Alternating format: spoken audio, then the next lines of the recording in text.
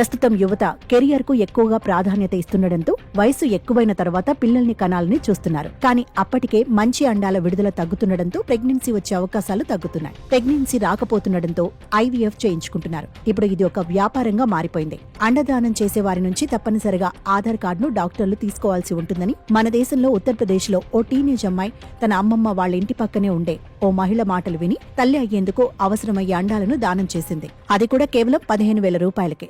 అప్పటికే ఆమెకు 15 ఏళ్లు కూడా లేవు. అలా వచ్చిన డబ్బుతో స్మార్ట్ ఫోన్ కొనుక్కోవాలన్నది ఆమె ఆశ.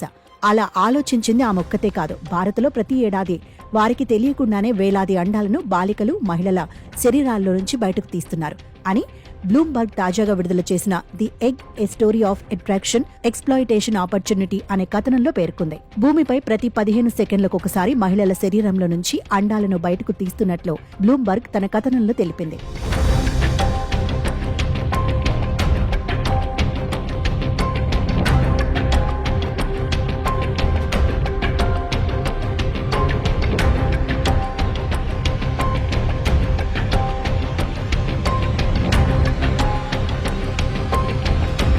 చాలా వరకు ఐవీఎఫ్ అంటే కృత్రిమ గర్భధారణ చికిత్సలలో మహిళలు సొంతంగా తమ అండాలనే వాడుకుంటారు. కానీ 6% కేసులలో మాత్రం ఇతరులు దానం చేసిన అండాలను వాడుతున్నట్టు అందులో పేర్కొంది. Bharat serums and vaccines limited విడుదల చేసిన డేటా ప్రకారం భారత్లో ఒక్క 2023లోనే దానం ద్వారా తీసుకున్న అండాలను ఉపయోగించి 95,000 సార్లు ఐవీఎఫ్ జరిగినట్లు అంచనా. పిల్లల్ని పొందేందుకు కాస్త వయసున్న మహిళలతో పోలిస్తే యుక్త వయసులో ఉన్న మహిళల నుంచి సేకరించిన అండాలకే డిమాండ్ వస్తున్నట్లు బ్లూంబర్గ్ తన కథనంలో నివేదించింది.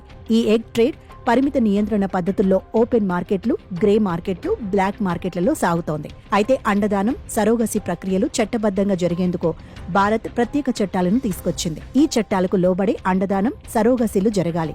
చట్టం ప్రకారం ఇమెచ్యూర్ ఎగ్ డోనర్ దానం చేయాలనుకునే మహిళల వయసు 23 ఏళ్ల నుంచి 35 ఏళ్ల మధ్యలో ఉండాలి. అంతేకాక మహిళల నుంచి సేకరించిన ఓసైట్ను లేదా అండాన్ని ఒకరికి మించి ఎక్కువ జంటలకు ఇవ్వకూడదు. అసిస్టెడ్ రీప్రొడక్టివ్ టెక్నాలజీ బ్యాంకులుగా నమోదు చేసుకున్న సంస్థల వద్దనే అండాన్ని దానం చేయాలి. అండం దానం చేసే వ్యక్తి తన జీవితంలో ఒకసారే దానం చేయాలి. చేసినప్పుడు 7కు మించిన ఓసైట్లను లేదా అండాలను దానంగా ఇవ్వకూడదు. అండాలను దానం చేయాలనుకునే మహిళలు ఆరోగ్యకరంగా, లైంగికంగా చురుకుగా ఉన్నవారే ఉండాలని, అయితే మహిళల నుంచి సేకరించిన ఓసైట్ అండాలను అమ్మేందుకో, ట్రేడ్ చేసేందుకు ఉపయోగించకూడదు. వాటిని ఎక్కడికి ఎగుమతి చేయకూడదు. తప్పుడుగా వీటిని ఉపయోగిస్తే ఏఆర్టీ చట్టం కింద జైలు శిక్షలతో పాటు జరిమానాలు కూడా ఉంటాయి.